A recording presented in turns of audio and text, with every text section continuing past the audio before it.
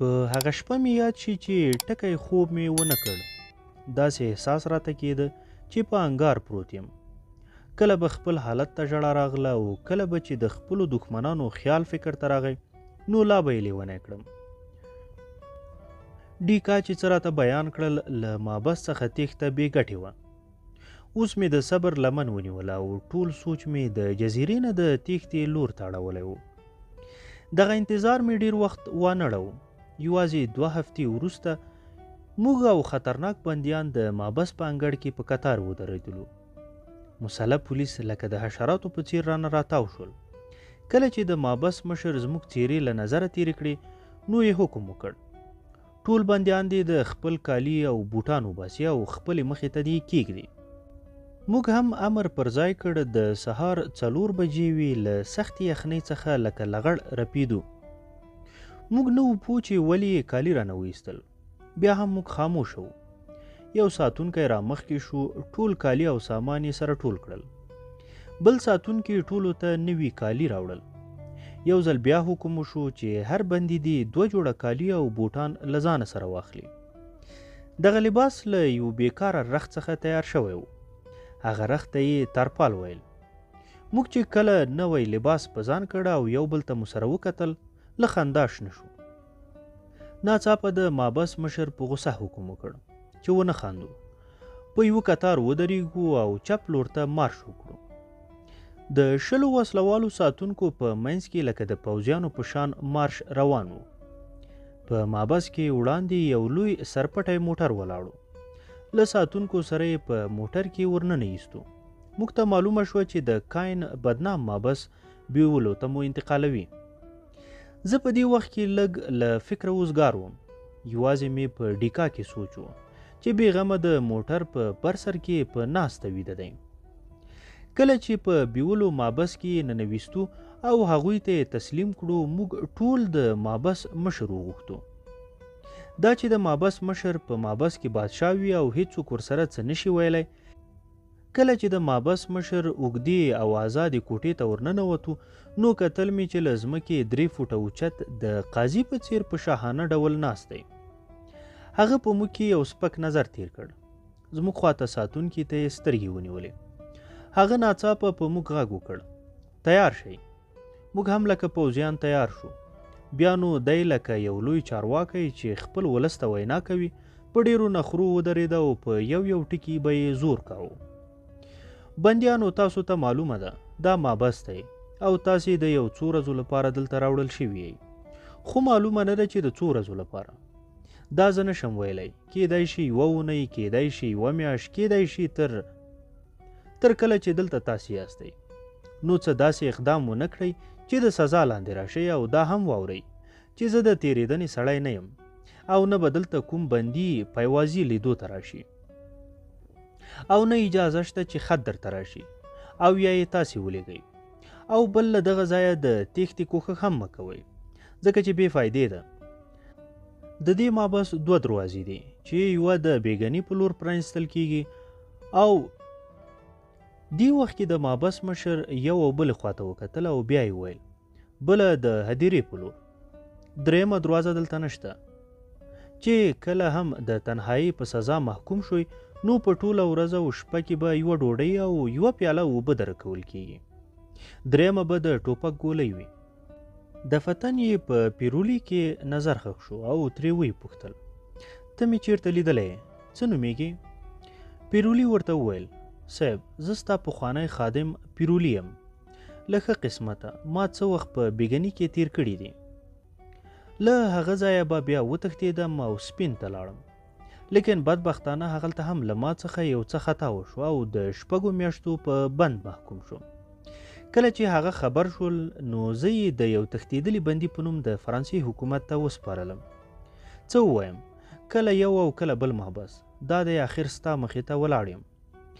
څه وخت مې په دغه محبس کې هم تیر کړی او ها صاحب تا ته به خو یاد هم وي چې یو ځل مې سم وهلی وي او که وای یو ځل بیا در باندې شروع وکړم. د پیرولی په دې خبره باندې مې ستونی له ویرې وپړسېده. د ظالم زوی دومره زړور او بې ویرې و. د مابس مشر څېره له غوسې سره اوښتې وه او د څو ثانیو په کتو یې ورته وویل د سپي زویه د دې بې ادبۍ مزه به دې اوس تر وڅکم. له دې سره یې ساتونکو ته امر وکړ چې دی له ټولو ځان ته کړي او له دماغو یې ګرمي وباسي. له دې خبرې سره پیرولي لکه د ښکاري پړانګ په شان د مابس په مشر ور ټوپ کړل. د یو څو ضربو په ورکولو سره یې سمې چغې ترې وباسلې.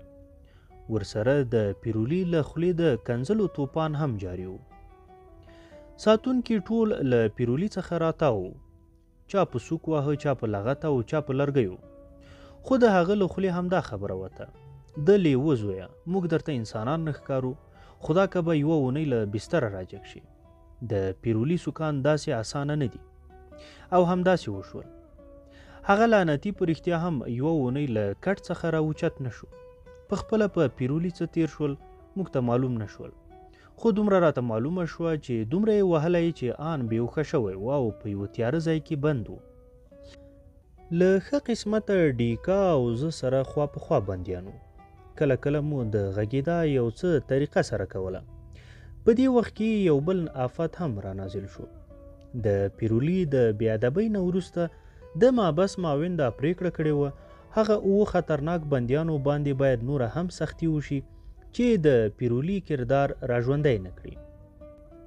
په دې مابس کې یو قاتل بندي د بولارډ په نوم هم اوسېده چې د ټولو بندیانو مشري یې کوله او په هر بندي به یې ځان ته حکومت چلاوه. د هغه د قد لوړوالی به 5-6 فوټه و. په یوه سترګه ړوند و، ویښته یې سره او بدن یې د سنډا په شان چاغ او مضبوط و. د مابس له لوري یوه دوره هم ورکړل شوې وه چې دې خنزیر به بندیان بې دریغه وهل. د انسان په شکل کې یو ځناور و، یو بې رحمه انسان چې په خوی کې خوش اخلاقي او د لفظ رحم نه و. کله چې زه ورسره مخامخ شوم نو یو داسې حرکات یې شروع کړه چې د یو چا لپاره د زغم وړ نه و. خو زه ترې تیر شوم. راته معلومه شوه چې یو وار به سره خامخا نښلو. تر یوې اونۍ پورې په بند کې پروت وم. لا تر اوسه مې انساني څېره نه ولیدلې. داسې راته ښکاره شوه چې زه یې هېر شوی یم. کله کله به مې زړه وغوښتل چې باید یو څوک را سره خبرې وکړي، هغه که آن لا کنځلې هم وي، خو چې زه د انسان غږ واورم. ذهن مې دومره تنګ شو چې همداسې مې چغې شروع کړې. له ډېرو چغو وهلو څخه بېهوښه شوی وم. کله مې چې سترګې پرانیستې نو 2 ساتونکي مې سر ته ولاړ ولیدل. کله چې زه معاینه کړی وم نو مابس مشر ته یې ریپورټ ورکړی و چې بندي په سخته تبه کې دی. همداسې یې ډاکټر ته بوتلم. هلته نو له مخکې څخه د ناروغانو کتار ولاړو. ما ته امر وشو چې دیوال ته مخ کړم او په ولاړې ودرېږم. دلته مې جولو بدماش ولیده. دا د ډیکا خاص سړی و. هغه زما څخه د حال احوال پوښتنه وکړه. ما د ډیکا پوښتنه ترې وکړه. په دې وخت کې خبره مې لا په خوله کې وه چې پر سر مې یو داسې سوک وخوړ چې په رڼا ورځ مې ستوري ولیدل. د څرخ په شان ګډ شوم او په دیوال ور وغورځېدم. کتل مې چې لعنتي بولارډ د یو فاتح په څیر د مجسمې په څیر راته ولاړ دی. د دیوال لګېدو سره سم مې سر مات شو او وینې مې په مخ او په کالیو را روانې شوې. په غوسه یې وویل: د خنزیر زامنو، تاسو ته معلومه نه ده چې خبرې کول منع دي؟ د اوچتېدو یې راته وویل: کله چې را اوچت نه شوم نو په دوره یې ووهلم. کله چې زه په دوره ووهلم نو جولو ته ورغی. په هغه یې وار وکړ. هغه د دوره ترې ونیوله او بولاډ یې په داسې سوک وواهه چې له پوزې د وینو دارې شروع شوې. یو څو سوکه یې نور هم پسې پوست کړ. دا چې د بولاډ څخه ان د مابس ساتونکي هم تنګو، کرار یې په تماشه ولاړو. جولو همداسې لغتې ورته نیولې وې. کله چې بولاډ له ځمکې څخه راوچت شو او سره غیږ په غیږ شول، جولو یې کمزوری کړ. دا یو داسې مقابله وه چې د یو سیال په مرګ ختمېده. کله مې چې جولو ولید له مرۍ څخه یې نیولی و نو ما په کرار د ډاکټر له کوټې هغه د اور لړلو سیخ راواخیست او د شا له خوا مې په ښه ضربه بولاډ پرې وواهه. بولاډ جولو پرېښوده او لکه د اوبو نه چې ماهی راوباسي په ځمکه نیغ نیغ وغورځېده او بېهوښه شو. ساتونکي په یوه منډه راغلل. زه یې ونیولم او په ټول مابس کې د خطر زنګ ووهل شو. ساتونکو یو او بل خواته سره منډې شروع کړې. نور زه پسې بېهوښه شوی وم. کله چې را په اوښ شوم دیوال مې پر سوک ټکېده او دب دب غږ یې راته. غږ مې داسې اورېده لکه له لرې چې د ټلیفون زنګ وهل کېږي. زه وپوهېدم چې د خواته کوټې والا را سره په پټو او د اشارو په واسطه خبرې کول غواړي. موږ به دې ته ټلیفوني رابطه ویله چې د هر ټک په معنا سره مو ځان پوه کړی و. ما هم باید دیوال 2 وار په سوک وهلی وای، خو لاس څه چې ټول بدن مې له حرکته لوېدلی و. ټوله کوټه له تیارې څخه ډکه وه. په هیڅ شي مې نظر نه تم کېده. هیڅ راته معلومه هم نه وه چې زه یې چیرې اچولی یم او کومه دروازه هم لري او که نه. په هر حال له اندازې څخه مې کار واخیست او یو لور ته وڅکېدم. ما باید چې هر څنګه وای له هغه ټک ټک کوونکي سره رابطه نیولې وای، ځکه له یو بل سره بې له خبرو او رابطې سړی آن مرګ ته رسېده. په څکېدا مې لاس یو اوسپنیزې پنجرې ته ورسېد. 2 وارې مې په لاس دغه پنجره وټکوله، خو کوم آواز یې ونه کړ او له هغې خوا مسلسل ور راټکېده چې اخوا سړی زما اشارې ته سخت منتظر دی. په تیاره کې مې لاس یو خوا او بل خوا په ځمکه کش کړ. ناڅاپه مې لاس له یوې پیالې چې له یو لرګي څخه جوړه وه ولګېده. پیاله مې څه پیدا کړه، ما ویل تر ټولو غوره ډالۍ مې ترلاسه کړه. په قرار مې 2 وارې له دیوال سره ووهله. پوهېدم چې پیغام ورسېد. هغه وویل څوک یې؟ ما ورته وویل اول ته ووایه. هغه وویل نه اول ته ووایه. بیا مې سوال وکړ، نه اول ته ووایه، که نه یې وایې نو غلی شه، مه مې تنګوه. هغه وویل ښه سمه ده، زما نوم جولو دی. ومې ویل زه پیپلین یم. همداسې مو تر 2 ساعتو خبرې وکړې. جولو خپل فریادونه کول چې ټول وجود یې درد کاوه، خو کوم ځای یې مات شوی نه دی. دا یې هم ویل چې کوم 25 فوټه لاندې په زیرزمیني کې پراته یو او د هغه بولاټ حالت خراب دی او د محبس روغتون کې داخل شوی او داسې نور. ناڅاپه 3 وارې ور راوټکېده. دا د دې اشاره وه چې څوک راغلل. له دې سره د رڼا معمولي څرک په زیرزمینۍ کې ولګېده او بیرته ورک شو. په تیاره کې یو سړی زما د کوټې مخې ته ودرېد. په غوسه او لوړ آواز یې ویل ای د مردارې چینجیه، له دروازې لرې شه. که دې کومه چالاکي وکړه نو له ما سره فولادي ډنډه ده چې پرې سم به دې کړم. زه بولاډ نه یم. هغه د دروازې خواته رانږدې شو. یوازې ماته په تیاره کې یو د اوږده قامت سړی په نظر راته چې په یو لاس کې لاټین او په بل لاس کې کوم پاکټ و. په رښتیا یې په بغل کې فولادي ډنډه نیولې وه. ناڅاپه یې خپله رویه بدله کړه او ویې ویل ها دا ستا کالي او د خوراک څه سامان.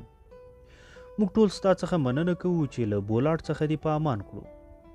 لیدل مې چې راته مسکی دی او په شونډو یې ګوتې ایښې وه چې څه ونه وایم.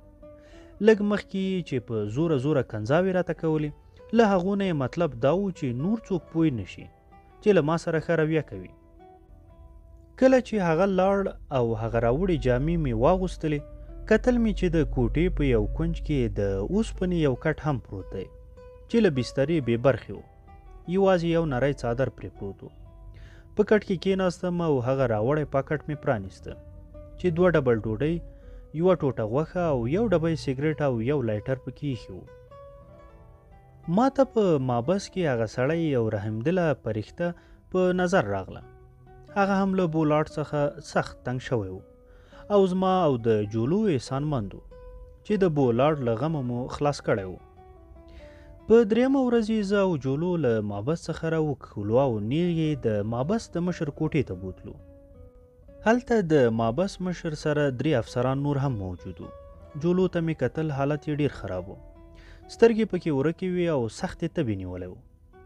کله چې موږ حاضر شو نو د مابس مشر وویل داسې د بندیانو مشر بې له کوم علت څخه وهلی دی، وایه څه سزا درکړو. جولو د ځواب پر ځای خپل فریاد ورته وکړ چې له 3 ورځو راهیسې یې سخته تبه ده او ما ډاکټر ته ورښکاره کړي. د مابس مشر پرې راغوسه شو او ورته یې وویل موږ ستا د پلار مزدوران نه یو چې ستا امرونه به عملي کوو. په مابس کې د جنګ کولو همدغه پایله وي. ته باید د ډاکټر انتظار وکړي. هغه نشته، کیدای شي 1 اونۍ یا 1 میاشت وروسته راشي. له دې سره یې ماته مخ راواړو. اورېدلې مې دي چې د خپل وخت غټ بدمعاش وي او د بولاډ کارنامه هم تا کړې. وایه که نه څه ډالۍ باید درکړو. ورته مې وویل صاحب زما انعام به دا وي چې یو ځل مې پرېږدئ چې ستا پر مخ لاړې تو کړم. زما د ځواب اورېدو سره تک سور شو. په اصل کې د هغوی دا تمه نه وه چې موږ به داسې ځوابونه ورکوو. د هغوی فکر و چې موږ به زارۍ وکړو او بښنه به وغواړو. یو څه یې همداسې راته کتلو وروسته چې زموږ څه حشر شو. دا نو یو اوږد بحث دی او ویلو ته یې حاجت نشته. یوازې یې ونه وژلو، نور یې هر څه راسره وکړل. په لاسونو کې ولچکونه او په پښو کې یې بیړۍ راواچولې. تر 3 ورځو پورې یې هېڅ شی رانه کړل. له هغه وروسته یې موږ مجبور کړو چې د سپیو په شان باید په 4 ولاړ شو او په ځمکه پرته ډوډۍ وخورو او په چټل لوښي کې د سپي په شان باید په خوله اوبه وڅښو.